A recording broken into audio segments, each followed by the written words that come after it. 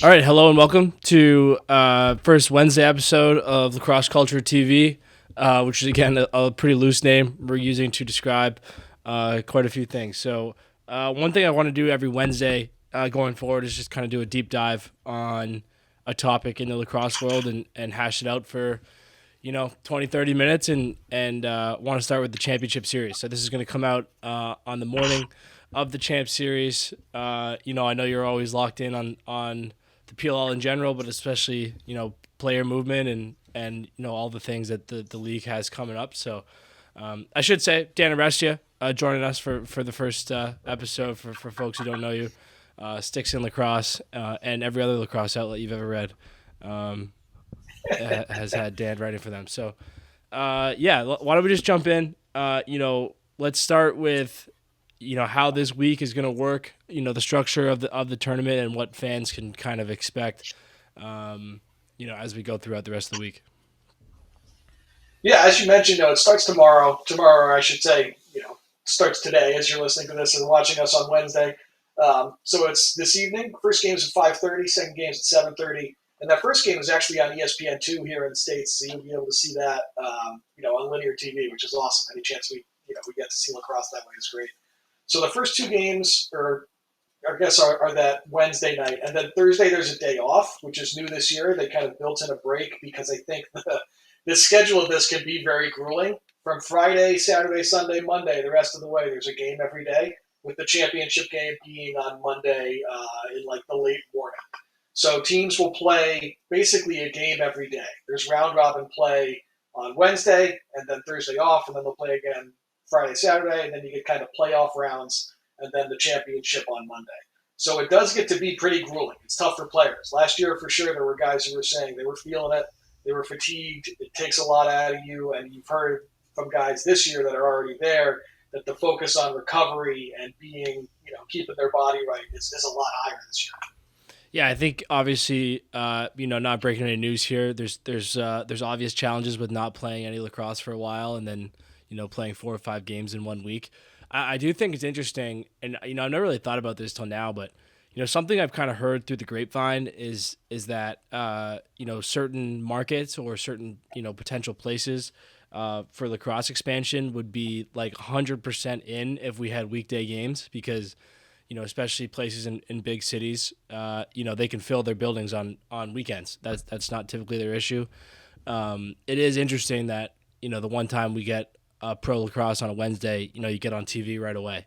Obviously PLL is on TV a lot, but kind of an interesting subject as we all look towards the growth of the game and could PLL ever do weekday games? Probably tough because so many guys make their living in the camp circuit or are recruiting for college coaches. But it's an interesting thought nonetheless that midweek games mean TV time.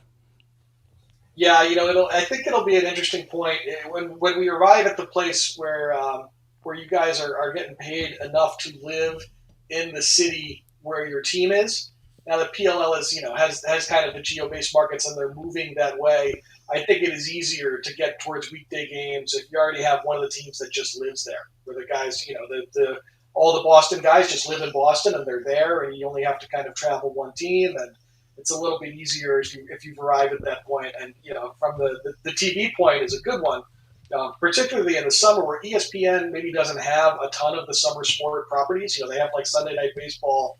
And then as you get kind of into the later summer, into the fall, obviously there's college football properties that are theirs. But ESPN will take things that if people are watching, ESPN will show it in the summer. They do not have a ton of summer properties. So, it's a kind of inventory question. There's a reason why. Well, there's more than one reason, but there is a reason why the college baseball World Series is so popular because it fills like an entire part of the calendar, and the same is true for the Little League World Series, right? Those are the kind of things that you're going against, and I think it's funny because a lot of the challenges for the PLL are related to the fact that it's in the summertime, namely that people, especially in the Northeast, have other things to do, i.e. the beach.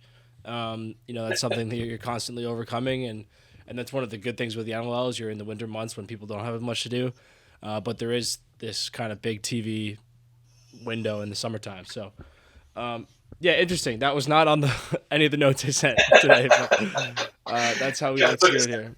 All right, let's go through the rosters. I got them written down. I think maybe I can just read them. We'll go one by one here, and I think one thing you do a great job of is just staying on top of guys who other fans, who regular PLL fans might not be aware of. And there are some in these names. So I'll start with my boys, the Cannons. For anyone who doesn't, isn't aware, I play for the Cannons in the regular PLL season. So these are my teammates: Holman, Nolting, Drenner, Bubba Fairman, Ethan Rawl, Pat Az, Chris Aslanian, Matt Campbell, Matt Kavanaugh, Josh Stout, Gittleman, and Kirst in the goal. What are kind of big thoughts, I guess, on that list? So there's a couple of things when you're putting together a roster for sixes in particular. We'll talk the format in a second, but an important thing with sixes to remember is always that shooting in sixes is much more paramount than it is maybe in field or in indoor lacrosse. Because in sixes, if you shoot and you miss the goal, it's the same thing as a pass out of bounds. There's no shot backup. So you need guys who can shoot well, shoot accurately, and will hit the net a lot. And I think you look at Holman, you look at Nolting, you look at guys who are very, very good shooters. Kavanaugh, the same thing. They all are guys who are going to hit the net. They're going to be accurate with their shots. So I think that's obviously something that's good to see. Ethan Wall has obviously exploded onto the scene in the summer this past year with the Cannons. Was one of the best LSMs in the league. But the thing I just mentioned there is that he is an LSM, and there are no poles in sixes, so Ethan will be out there with a shorty. And there's always kind of the interesting question of, do you bring a pole with a short stick? Do you just bring basically all your attackmen and your offensive midfielders? How do you kind of build it? So, Coach Holman brings Ethan Rawl, who I think with his play between the lines and everything is going to be a guy who's still successful in terms of getting the ball up the field. Transition is huge in sixes. So you do want some guys who have some defensive prowess and maybe can try and win you a matchup. So Ethan's going to be good in that regard. But last year I think everybody brought a converted pole except for the Whip Snakes, and then the Whip Snakes I think were the last place finisher last year. So maybe there is something to bring in. Yeah, there's not a ton this year. Epple for the Redwoods, we'll get to traditional pole. Reese Eddy and John Robbins on the Archers. And I don't think the Water Dogs have any, at least not by my list. So yeah, there's a clip that the Cannons put out yesterday of Brody basically teaching the players how to play defense, which is which is awesome. So one guy I want to say, Josh Stout, too. He was on our practice roster for most of the year last year for the regular season. Played at Utah. He's a stud and he's fired up. I think he's someone who's kind of kicking down the door to get a chance, and I'm really excited to watch him play on this level. I'm also very excited to watch Josh play. If you don't know Josh's story, or Utah's story really, because Josh's and Utah's story kind of are aligned. Josh was a club player when Utah had a club program and was an All-American at the club level. And then he is there to be kind of their offensive leader when they transition to D1 with Coach Holman and with Marcus Holman there on the staff. And had a 40-goal season his first year in D1 for them, and was very much like a ready offensive weapon. Going from club to D1 is not something that's easy to do for anybody. And Josh did it very successfully, which makes you feel good, obviously, about the way he would transition into the program as well. He's not the kind of kid who's going to be scared of it. As you mentioned, he's got experience. He was with the Cannons all year on the practice roster. He is a guy where, in this format, it's cool because players who will not necessarily maybe get that regular season opportunity because it's so hard to get one in the summer can get one for this, and they can stand out and they can shine and they can win themselves a job in the summer. Brennan Krebs did it last year. He's now the Whips goalie of the future. You saw Marco work last year, make the team for sixes with the Atlas, and then he spent the entire summer basically in their 19-man roster, their game day roster. So it's a cool opportunity for guys like Josh for sure. Yep, no doubt. Stouty plays really hard, really good shooter, very aggressive dodger, which I think is going to help him this week. And then Gitz and Kirsty in the goal. Gitz can obviously play out of the goal. I have no intel here, so I should probably get off this subject. But I am going to ask Coach Holman. There's a press availability on Wednesday. I'm definitely going to ask Coach Holman if Gettleman's going to be playing in the field because he did it at the World Games in Birmingham a couple of years ago for Team USA. He was playing field lacrosse then. Yeah, and like you said, with the round robin, I don't think anyone's out. So, you know, buying your guys some time and some legs, probably not the worst idea. Okay, switching to the Water Dogs. Sowers, McCardle, Caraway, Conrad, Jack Trainer, Jeff Connor, Christian Scarpello, my boy Jake Higgins, Charlie Hayes, Kyle Borda, and then DeLuca and Rose in the cage. Why don't we start with kind of big thoughts, and then I want to talk about Jack Trainer, someone who most fans might not, or PLL fans might not have seen a ton last year. Yeah, I think you look at the Water Dogs roster and the way it's constructed in the summer. It's very much about versatility for them and guys who can fill multiple spots within their offense and shuffle around. Like Connor Kelly, who is not in this event, but is very much like the player that's emblematic of the way the Water Dogs are built. Zach Courier. It's like you plug these guys in anywhere. They just do everything. It makes them very resilient to things like injuries or availability or changes in scheme, whatever. They can always just kind of shuffle guys around. So I think you see that obviously with this roster. I think having Kieran there is big. I think coming into the offseason for the PLL, there were questions about whether or not Kieran would be available for this because he has played in the NLL as well. And if you're in the NLL, you're not really available for this. But Kieran has retired from the indoor game, so he's going to be there. And he, along with Sowers, is definitely going to be a threat as dodgers and shooters. The interesting thing with Sowers is primarily at the pro level, play behind the goal. He's played an X, and that's where he does most of his dodging, most of his initiating. And there are different schools of thought about that in sixes because, as we said, there's no shot backup. You don't really need somebody back there. You can't score while you're standing behind the net. A defense doesn't have to cover you when you're standing behind the net. And in this format, last year I think we saw a lot of teams towards playing everybody above the goal, much more like you would see in the indoor game. The Whips changed up a little bit. They used Keaton Kahn behind the goal a little bit, but Sowers' deployment there, I think, is going to be interesting. He played above the goal some at Princeton. Duke even a little bit, much less than he did at Princeton, so he's done it before. But the way you kind of get him above the goal and attacking downhill as opposed to behind the goal and attacking the goal line is going to be fun. It's going to be fun.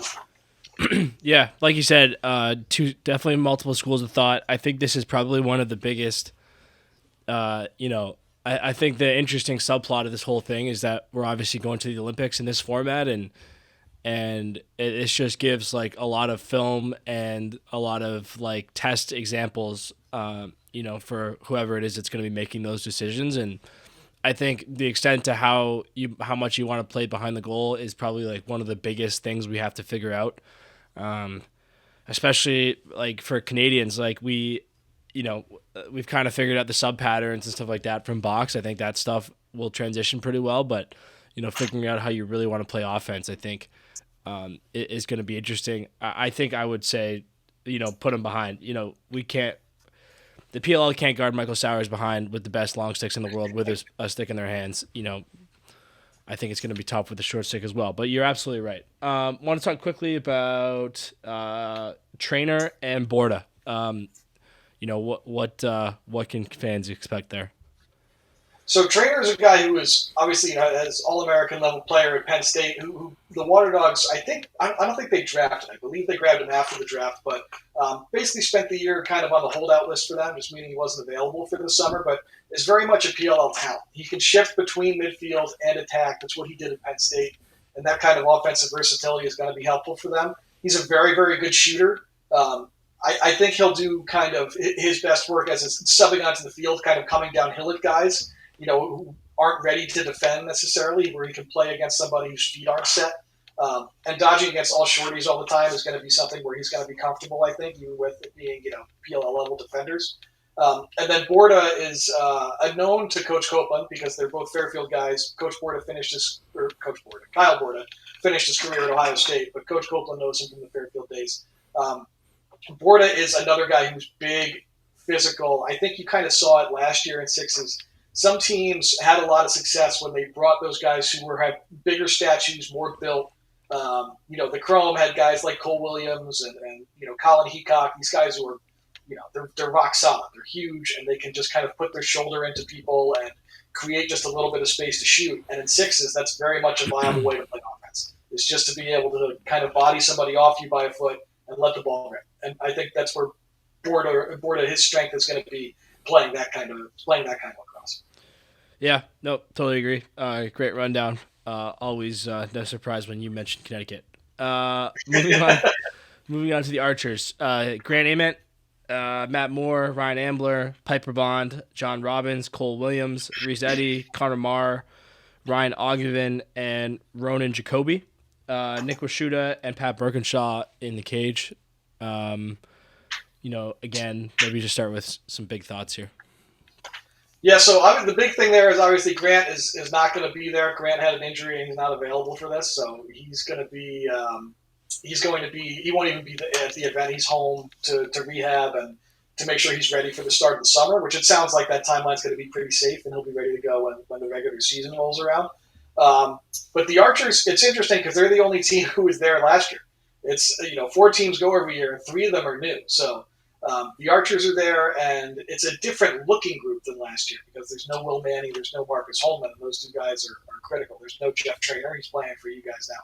So there's some big changes to the team that was there, but it's still a team. I think for them, their summer was built on versatility as well. We talked about the Water Dogs that way, but the Archers have a lot of guys who can go from midfield to attack and back and forth. They use fields that way. They traded for Cole Williams, who I mentioned was successful for Chrome in the format last year. So I think there's a lot of really exciting names on there. I think Ronan Jacoby is a fun one. If you want us to, let's just stick with Connecticut here. I was actually thinking that as we were going. I was like, I'm pretty sure. He is from Connecticut. He played at Wesleyan. He has some of these stat lines from the beginning of his career at Wesleyan that are just gonna blow people's minds. He shot the ball in 2 years, I think around 335 times, something like that. And he finished his career at Wesleyan, I think, with 160 goals. And in 2 of his years, they played a total of 15 games because they were 2 COVID years in there. So his first year, I think he had 60-something goals. I think he shot the ball 160 times. But he still shoots 37%, 36%. So as I described, you want the accurate shooter, you want the guy who can kind of shake free and make sure he hits the net and score. Ronan Jacoby is very much that. So I think he's a guy where it's if you're looking for the guy who's going to become maybe somebody's darling a little bit in the format, I think Jacoby could be a guy who puts out a highlight or two and people are going to like. Yeah, that's awesome. Check the game notes, John. Should have realized that Grant was out. My fault. Okay, moving on to the Redwoods. A lot of shooters on this team. I think that's the first one that jumps out. But Pannell, Romar, Perkovic, Nakai, Jules Henningberg, Ricky Mizan, Garrett Epple, Tevlin, Ryan Tierney, Kevin Rogers, and then Troutner and Kelly in the cage. Yeah, it's a fun group. Romar is going to be the one where everybody is going to be most excited, I think. A difference between this Sixes event and what we're going to see in the Olympics is that the PLL Sixes has a 13-yard two-point line that won't be there in the Olympics. And the two-point line is pretty format warping. It really changes things. Last year, Romar was kind of the defining player of the entire tournament because as soon as he was on the field, forget even over the midfield line, as soon as he was on the field, he was in range. And he was the Atlas strategy was just, we're going to sub well, we're going to try and get Romar free subbing on, and we're going to take a ton of twos. We're just going to let 2-pointers rip. And so, I think Brian Costabile put the actual ball in the net more times during the event than Romar did. I think he had 19 goals to 18 goals. But I think 15 of Romar's goals were twos or something like that. So he ran away with the scoring title because he would come on the field and just let it rip. So Romar is going to be a player who everybody's going to be keyed on right away. They're going to be looking for him to step into twos again. It's really, really hard to disrupt him in sixes. But Ricky Miezon is going to be fun too. It looks like the PLL is going to have something going where they kind of follow Ricky throughout the event. Ricky's story to the lacrosse world is now pretty known, but he was, I think, the number 1 recruit in high school. He was among the top recruits in the country in high school, but pursued college football, played at Stanford, was a 4-year player there, was a captain, started at linebacker, and then came back to lacrosse for a grad year at UVA. So his time at UVA, he was kind of like a second-line midi. It's maybe not that surprising, even given his physical gifts, because UVA is a really skilled team. It's a hard offense to crack, and Ricky hadn't played lacrosse in 4 years, so Um, but look, at the end of the day, this is a guy who's 6'2", 235. He's built like a Power 5 conference linebacker in football, and he's going to be running with no poles on the field, with lots of space. And, I imagine scenarios where like a shot goes out of bounds, Mickey picks it up on his own end line and just gets a running start at your defense. And it's tough to imagine what teams are going to do to get in his way or try and disrupt him in sixes without abandoning matchups elsewhere on the field. So I think he can be pretty disruptive. I'm excited to see Ricky play. Yeah, no, totally agree. Apologies there for the mispronunciation, but yeah, I mean the kid seems like a freak, right? I think we all see that one clip of him at UVA just sweeping across the middle and shooting as hard as he can. He'll have ample opportunities to do that, and then you got to think the football background, in addition to all of his lacrosse stuff, will help him on the defensive side too, just covering in space and that sort of thing. You mentioned the differences between Olympic sixes and PLL. Let's just go through those. The 2 point is the headliner. The 2 point line in regular PLL games is 15 yards. It's two yards closer for these. Any other major differences between the international version and the PLL one? So the 2 point line, like we said, is the big one. It's funny. They do like to throw a GoPro on the goalie sometimes, and you see them face a 13-yard 2 pointer, and you can hear them being like, "Was that a two? Like that's how close it is." Like they're startled by how And players last year were talking like, "I can't believe I'm still in 2 point range. Like I feel like I am right on top of the net." So that's really the primary difference is that I think the field dimensions. I feel like it might be even a little bit shorter. I'm not sure if they took a yard out. But the 2 point line is really going to be the starkest difference that you notice between the two, for sure. Yeah, and no face-offs, obviously, except for the start of quarters. Um, it's Yeah. I don't know. I think sixes has become kind of controversial in our sport for, in my opinion, no reason. I understand the argument that we have too many versions of lacrosse, but sixes is very fun. And, I'm not sure we need to think of it much beyond that. It's very fun. I think it's a great development tool for kids, and I like watching it and I like playing it. So it's fine by me. Yeah, I was talking to Coach Pete Lasagna, who used to be at the OC at Brown and was at Bates, and I got a chance to speak with him for a little while at the New England Youth Lacrosse Convention a couple weeks ago. And he was giving a talk on basically coaching youth players and teaching them to understand when a defense is ready to defend you, when a help defender is actually ready to help, and if your man is not ready to defend you, you should go. Forget numbers, forget clock, you should go. And he's showing clips of his guys at Bates, of his players literally attacking like a 1-on-4. But the guy who is defending him is clearly not in like a stance where he's ready to play him, so he gets run by. And the help defender doesn't think the guy's going to dodge, so he's not ready to support. And this guy runs and scores with 73 seconds left on the shot clock in a 1-on-4. He's like, you can do that. And so I got to talk to him. I was like, how do you feel about sixes as a format to teach that concept to kids? He was like, it's perfect. It's great for that. To run down the field and you can immediately understand, is this team ready to stop me? Yes or no. In sixes, you can tell right away if it's an opportunity or if it's not. The challenges in sixes are with the shot going out of bounds. As you run at an angle, you have to be smarter with the ball. And, with no poles, you kind of have a little more space maybe to run before you take a shot. You decide to hold it, and then the way you kind of find transition players coming behind you, if you are leading the break, turning and finding guys in lanes behind you, especially in the PLL with opportunities for twos, is huge. But we also agreed to be a goalie in this format. You have to be insane. It is Yep. not a goalie-friendly format. I think, there were guys last year where they finished a game with like 35% in net. And you were like, man, they had a hell of a game in sixes. Like, you're going to let the ball in a ton. It's not an easy one for the goalies. Yeah, I think the psychology of the goaltending is interesting in sixes because when you get hot, you can get really hot too because you just keep seeing rubber, and if you get cold, man, there's no one to bail you out. And the other thing that's interesting to notice, especially with goalies of different styles, is these guys are so tough. Like it's rare that you see them take shots off the body in regular lacrosse and really be impacted by it. But that's because it's one, or that's because it's once a week. And they're taking all shots during the week, but for the most part, they're getting those with their sticks. I think they can wear down in this. Like I think that happened last year where guys are just taking so many body shots. Especially the guys who go for the kick saves and stuff. So, that's something to watch for the goalies. Stay safe this week. Yeah. You are. Yeah, Brian Phipps last year, Fipper posted that picture of his legs after the event was over, and it was like, I don't know how you're walking. It was just bruises everywhere. It was black and blue from knee to ankle, black and blue. Yeah, yeah, no doubt. So, yeah, it should be a good week. It's good timing by the PLL. Obviously, a lot of lacrosse right now. College, high school's getting going in most states. NLL obviously in full swing. I'm off this weekend, which is nice. Might get up to Montreal to watch that game. What are your lacrosse plans this weekend? Because I know you're always going out to different games. So the plan for me, I'm going to head down to the Sixes event. I'm going to come down on Friday.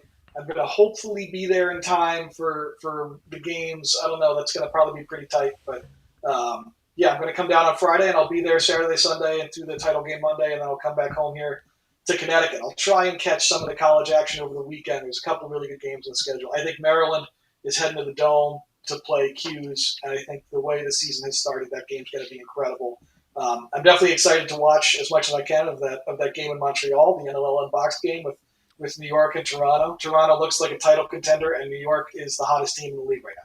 So I was in the building for New York and San Diego last week. It was the loudest I've ever seen a Riptide game as they made that ridiculous comeback against San Diego. So, a lot of good games on the calendar for the weekend. But I'm going to make my way down to DC for some Sixes. Awesome. Yeah, that's great. The St. James seems like a pretty sick venue down there. So it's perfect for it. They do a great job there. It really is. It really is good for the event. It really is good. They have luxury suites set up. They got the bar down thing going. There's lots of good seating. All the viewpoints for the field are good. Sixes in person. If you're a Sixes doubter, go see it in person. It's totally different than watching it on TV.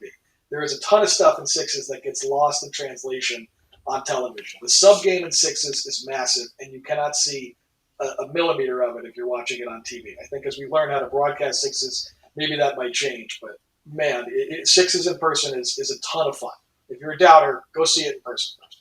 Yeah, good place to end there. Well, thank you again for coming on. Maybe we'll have to catch up once it's over, but appreciate it, and thanks to everyone here for tuning in to the first Wednesday edition of LCD TV. Love it. Thanks for having me. Awesome. Thanks, man.